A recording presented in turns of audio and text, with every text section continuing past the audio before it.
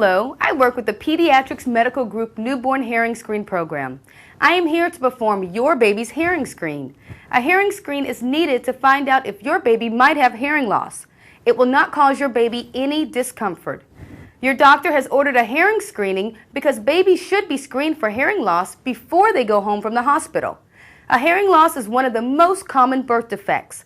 About 2 to 3 babies out of 1,000 are born with some degree of hearing loss. Babies learn to talk and develop social, emotional, and academic skills by listening.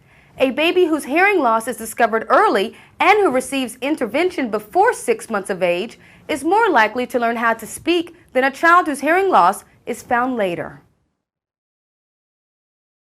Please look through your parent information brochure for more about different causes of hearing loss in babies. This screen takes an average of 20 minutes. To perform the screen, I'll place 3 small sensors on your baby. I'll place 1 sensor on the forehead, 1 on the back of the neck, and another on one shoulder.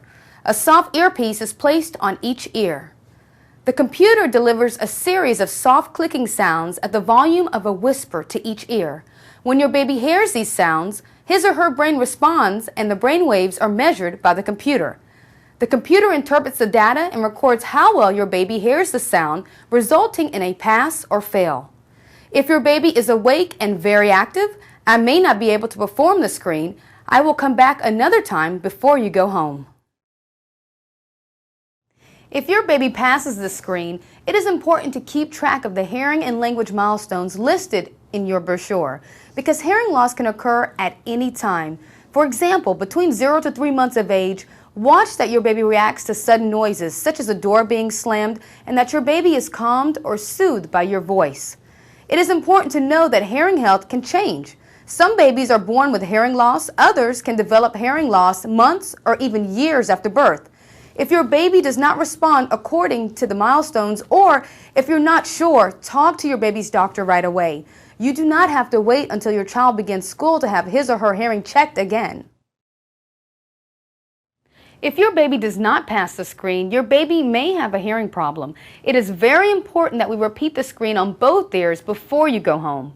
Some of the most common reasons babies do not pass the initial screen include the baby has hearing loss, noise in the room disrupted the screen, fluid in the baby's ear blocked his or her hearing, or the baby was not quiet enough.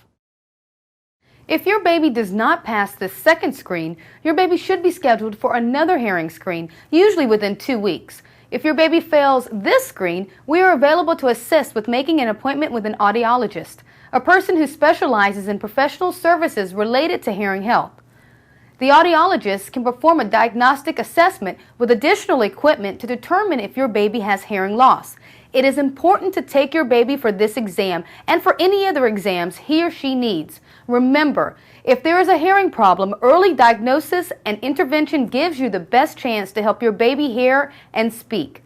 Your brochure lists organizations and resources that may be helpful if your baby has hearing loss.